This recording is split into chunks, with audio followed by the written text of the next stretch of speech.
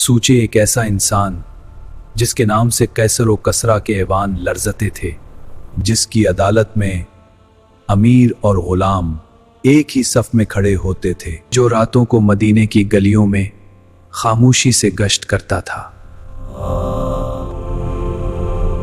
اسی عظیم حکمران کو سجدے کی حالت میں شہید کر دیا گیا تھا۔ یہ کہانی ہے عدل کے اس ستون کی جسے دنیا عمر فاروق کے نام سے جانتی ہے۔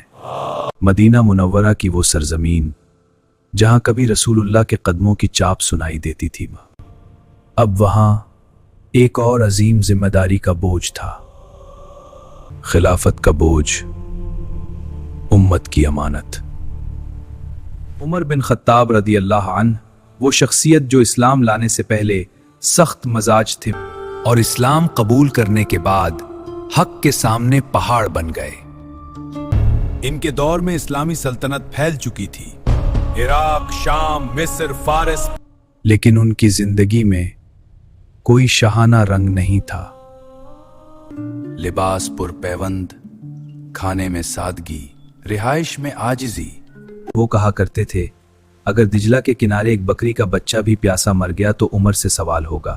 رات کا وقت ہوتا ہے، مدینہ سو رہا ہوتا ہے، لیکن ایک سایہ گلیوں میں چل رہا ہوتا ہے، کندھے پر آٹے کی بوری، ہاتھ میں پانی کا مشکیزہ۔ ایک رات انہوں نے ایک خیمے سے بچوں کے رونے کی آواز سنی۔ ماں ہانڈی میں صرف پانی ابال رہی تھی تاکہ بچے سمجھیں کھانا بن رہا ہے اور تھک کر سو جائیں۔ عمر رضی اللہ کے قدم رک گئے، آنکھیں بھر آئیں، بیت المال سے آٹا لائے، خود چولہا جلایا اور تب تک نہ ہٹے جب تک بچے پیٹ بھر کر نہ سو گئے۔ یہ وہ حکمران تھا جو کہتا تھا کیا عمر قیامت کے دن جواب دے سکے گا؟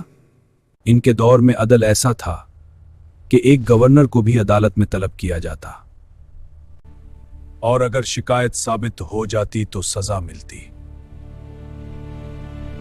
ایک مرتبہ مصر کے گورنر کے بیٹے نے ایک قبطی نوجوان کو مارا جا۔ شکایت مدینہ پہنچی، عمر نے دونوں کو بلایا، قبطی کو کوڑا دیا اور کہا مارو اسے جس نے تمہیں مارا تھا۔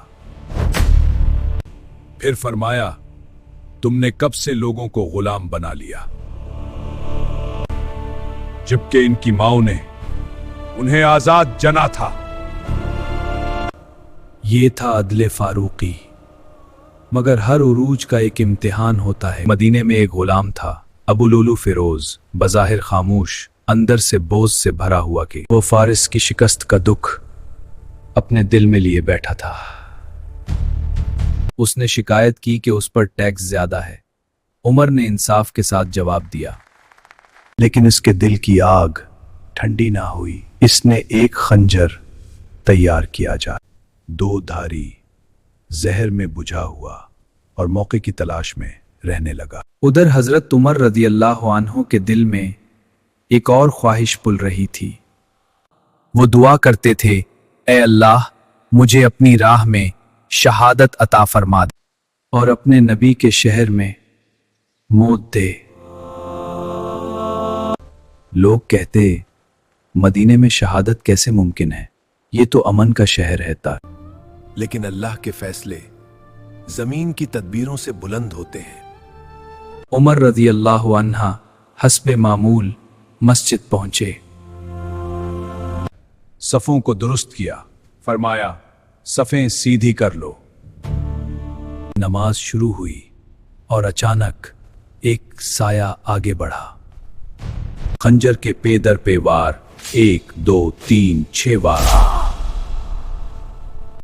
خون بہہ نکلا، لیکن زبان پر کیا تھا؟ نماز مکمل کرو کو۔ وہ گر چکے تھے لیکن امت کو نماز کی فکر تھی۔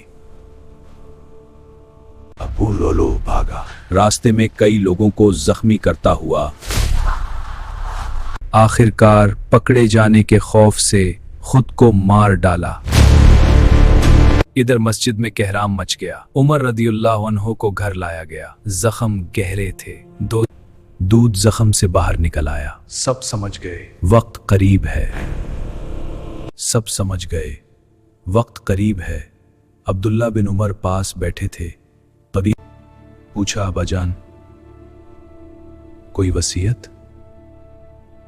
फरमाया, मेरी तदफीन रसूलुल्लाह सल्लल्लाहु अलैहि वसल्लम के पहलू में करने की इजाज़त मांगो। इजाज़त लेने हज़रत आयशा सद्दीक़ा रज़ी अल्लाह अन्हा के पास गए। उन्होंने फरमाया, मैंने वो जगह अपने लिए रखी थी तो, लेकिन आज उमर को तरजीह देती हूँ। जब इजाज़त की खबर मिली, उमर रज़ी अल्लाह अन्हो की आंखों में आंसू आ गए। फरमाया, अल्हम्दुलिल्लाह, मेरे बाद खिलाफत शूरी के जरिए तय होगो। उन्होंने 6 सहाबा के नाम लिए ताकि उम्मत में इख्तिलाफ ना हो।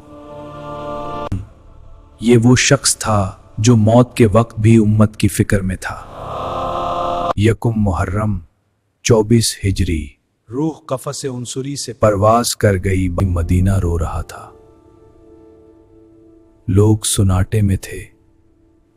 उन्हें दफन किया गया रसूलुल्लाह सल्लम के पहलू में और हजरत अबू बकर के साथ। एक गुलाम का बेटा जो कभी मक्के की गलियों में सख्त मजाज था, आज तारीख के अजीम तरीन हुक्मरानों में शुमार होता है। रात का सुन्नाटा, लेकिन उनकी अजमत फुतूहात में नहीं थी, ना सल्तनत की वसत में नहीं। उनकी अजमत अदल में थी, उनकी अजमत खौफ खुदा में थी, उनकी अजमत इस आंसू में थी जो रात के सन्नाटे में गिरता था।